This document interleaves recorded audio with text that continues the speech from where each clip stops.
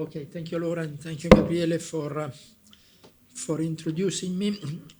I don't have much to add to what Walter already said. I started from the WHO systematic review, and a point is the inconsistency for cardiovascular disease and cardiovascular disease risk factors between randomized trials and observational studies. Body weight in randomized trials is little affected, or if anything, this is the pooled result of, if anything, slightly below unity.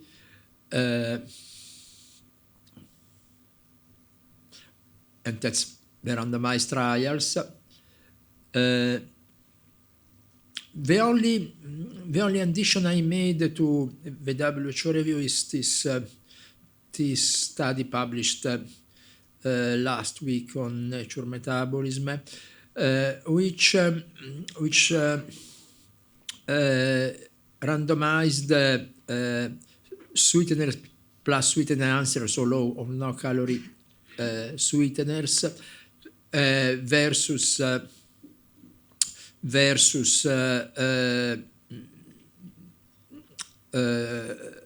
sweet only, and essentially there were no effects on cardiovascular markers and microbiota, and the key results was that after 1 year, some modest decrease in body weight was maintained in the group with sweetened answer, 1.6 kilograms. And this study was not large, but included both adults and children and adolescents. The problem is that cardiovascular risk factors in observational cohort studies seems unfavorably affected by low and no calorie sweeteners, while in randomized trials, again, you see nothing for blood pressure. In randomized trials, you find nothing for cholesterol, and essentially nothing for triglycerides, while again in observational studies you have this apparently unfavorable effect, which in my view is largely due to reverse causation. All the other, well, the first point is that the relative risks are of the order of 1.1 to 1.3, which is within the range of confounding and bias of all observational studies. But the other point is that reverse causation could not be addressed, and several of these core studies had only one measurement of exposure. So we already discussed yesterday, but the interest and the value of studies with a single measurement of exposure with outcomes registered 20 or 30 years after, including the problem of covariance starting from smoking, remains important. Reverse causation, well, all we know what is it, and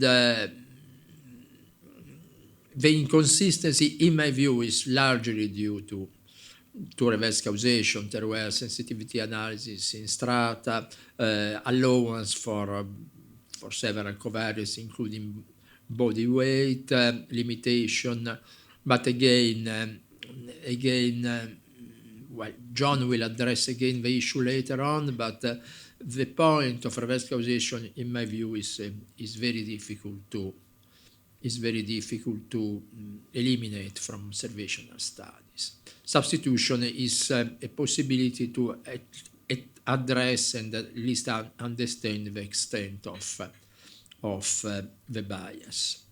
So my conclusion for vascular disease are similar to one mentioned before by Walter. So there is putting together randomized trials which have the key point of short-term follow-up, including the SWIT study, because it takes 1 year follow-up, is longer than others, but it remains a short-term follow-up. The inconsistency is largely due to reverse causations. And the other point you already made, the core study should be based on repeated exposure. I also, this is the only slide on erythritol. This paper was published 2 years ago in Nature Medicine, and again showed a relatively strong association between erythritol and vascular disease.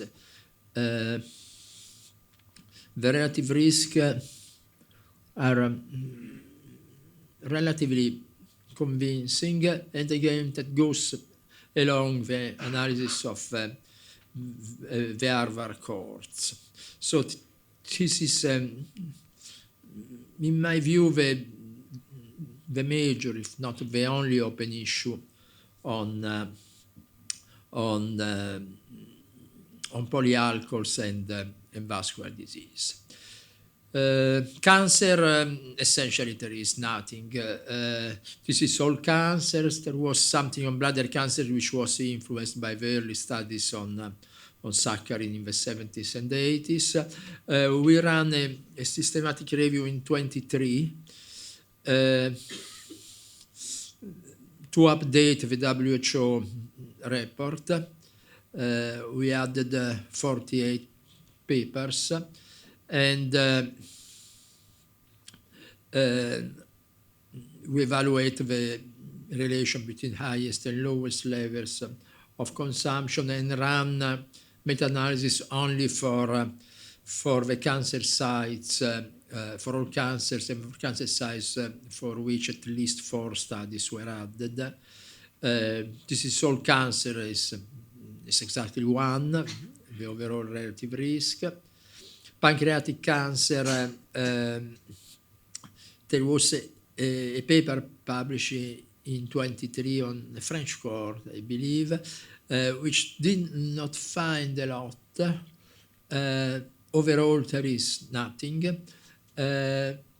But no, it was a Spanish cohort. The Spanish cohort did not find an overall association, but there was, these are all cancer sites, 1 by 1, and there was some association in diabetic subjects, but here it is again difficult to remove the effect of diabetes from the one of low no-calorie sweeteners. The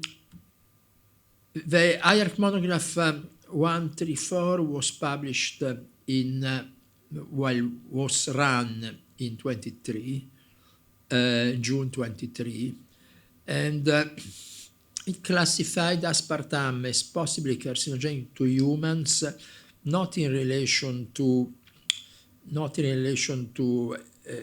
hematological disease, lymphohematopoietic neoplasm, but in relation to liver cancer.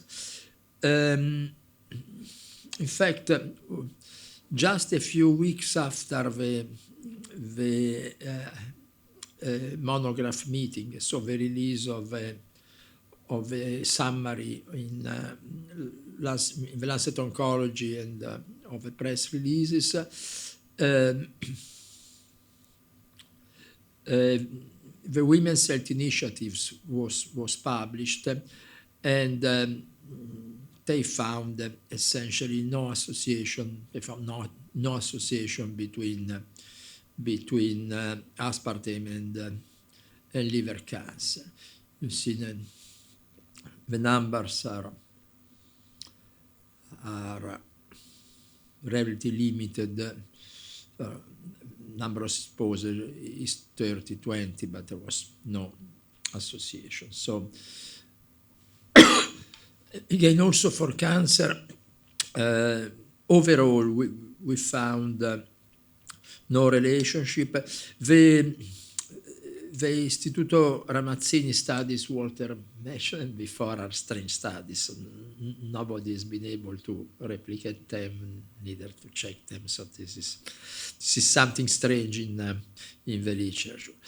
The second point is the inconsistencies, which will be addressed probably by John later on, between randomized trials and observational studies on vascular disease. The third point is that already we discussed, but I repeat because it's important in my view. Observational studies with single exposure measurement and outcomes arriving decades later should not be considered. And the essential point remains reverse causation for cardiovascular disease. Thank you again for your attention.